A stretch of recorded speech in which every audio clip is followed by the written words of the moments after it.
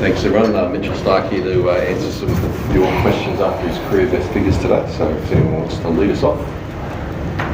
All time. Mitch, you made a habit of wickets first ball of the test. Can you run us through it today? Yeah, at the stumps and hit the pads. About it. Nothing special. Yeah, and what kind of confidence does that bring in the group? Obviously, to lead from the front and a pretty good start for the guys. Yeah, I mean that's been my role for a while to attack the stumps and try and make early inroads. So yeah, pleased to sneak one past today. And I mean, we know how important it is to make early inroads into this batting lineup. So yeah, good way to start the test. And just the atmosphere around that wicket and the celebration and all that, you've done it many times like you said, but it just felt a little extra to it, not just from you, just the crowd and everything else as well. Yeah, actually they said that before, so I mean, yeah, it's always a nice way to start. These are big test matches, a big series, so yeah, as I said, it's nothing changes too much. I'm still running in, trying to attack the stumps, trying to swing it.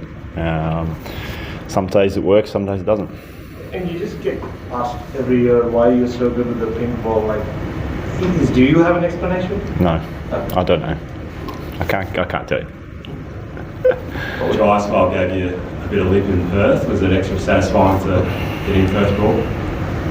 Yeah, it's he had a good test match last week, so yeah, nice to get him early, and then we'll have to work on him in the second innings, I guess. So, but no, a very good first day for us with the ball. I think after that first error, I think we were pretty bang on. So, yeah, nice way to start the test, but a nice day one for us. Mitch, how about the efforts of the top order tonight? Obviously, it's be a very different feeling tonight than first day of Perth when it was a similar scenario. Really. Yeah, it's as I said, a good way to finish the day, or good day all up. But you know, arguably the hardest time to bat is that third session with a brand new pink ball. So to finish the day one down, particularly from Marn and McSweeney there to fight through that and you know, obviously sustained pressure from a quality bowling attack and to come out the other end with a chance to go on tomorrow was fantastic from them. Obviously a fair bit of outside noise, particularly from this room. So yeah, very pleased from them. Just the lights going out a couple of times, like have you sort of experienced that before in the sort of LED era, and they can go on not so quick? No, they were on in the change room, so yeah, we did notice on the TV, but yeah, quite unusual for it to go out twice in a short space of time. So yeah, I don't know what went on there. Just listening to you at the tea break, you talked about the nature of it. Now, it feels like it's pretty strange you can go again and so. Is that right? Like you always feel like it's something's about to happen and you go? I certainly feel that way. Yeah, I don't know why. As I said, as you mentioned there, I think if you've got a brand new pink ball under lights, obviously it moves quite a bit. I think it's probably more consistent at that point in time, like we had today with the new ball at the start, and then you know, it goes through periods where it swings. Obviously, Paddy had it nipping around early as well, and then you know, we're 40 overs in and it's still swinging, or the odd one swings. I think from tests gone past and probably no different today, there's times in a pink ball game where the ball can get soft and it's hard to score, it's harder to take wickets, there's a bit of a dead patch in the game, and then for whatever reason the ball starts to do a little bit more again. And as a bowler, I don't think you ever feel that far away or that far out of the game. So if you keep your scoreboard in check, you feel like you're always a good chance. You took 6 wickets today. Which one was your favourite and why? All about the same. They're all good. They're all international wickets. I'm happy about it. Mitch Marsh bowled over 4 overs in the end, but do you know how he's pulled up and the week he's had and how he's feeling? He's pretty up and about in the change room, so yeah, I think there's been a fair bit of noise about that too, and from what I could tell, Paddy said he was going to bowl, and you guys were all surprised that he did. So, no, he's good. What do you make of Scott's return to the Test side? It was almost the perfect comeback. Unfortunately, he seemed to slot straight back into what he was doing a couple of summers ago.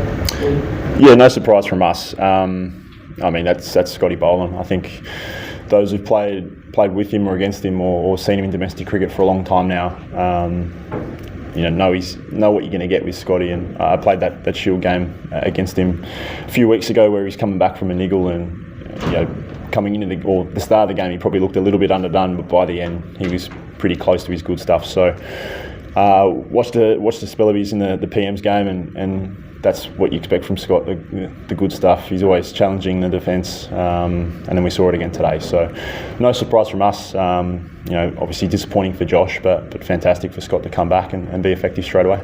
Two more here, please. Just thinking about how Josh played in the first test, for a shot, and even the shot could not really play Scotty and what's happening to reverse kind of. But these younger guys play Test cricket to batters, people generation, or anyone who just started their career. Yeah, the game's changed. The game's allowed to change. I guess that's partly the T20 era, isn't it? It's some of these guys grow up through IPL cricket, and there's no fear, or there's the expectation to be very good from the get-go, and they're quality players from the time they get into international cricket, no matter what their age is. So we've obviously seen a little bit of Jaiswal before last week, and then obviously had a fantastic innings in the second innings, and then some of the shots that Kumar Reddy played today, with some special shots. So whether that's T20 cricket or coming into Test cricket, or no fear cricket from the next generation. I've been around long enough to see it change a little bit, it is, whether it's less fear or just a bit more confidence when you start into international cricket. You'd have to ask those batters, but I'm sure it's exciting to watch from your guys' point of view and from the crowd as well. Last one. Mitch, do you think that, just want to know your observation about, do you think that Indians were, little off the wicket and difficult for them to control the swing of the ball? Any observations there? Because till 23rd over, there were broadcasters showing a data that 95% of the deliveries were, missing the stumps. Do you have any observation on that? I'm not their bowling catch. Just one last part of that. Do you think Pat Cummins was a little angrier today, because at that point of time he was bowling over 150, and then when he picked up Rishabh Pant's wicket, looked a little more angrier than as usual? Pat bowled over 150. Pat. No, 140.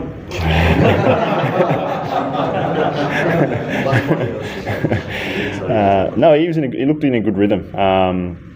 Looked like he took the handbrake off a little bit and bowled some nice fast stuff, some short stuff. I wouldn't say he was angry at all. I just thought he was in a good rhythm.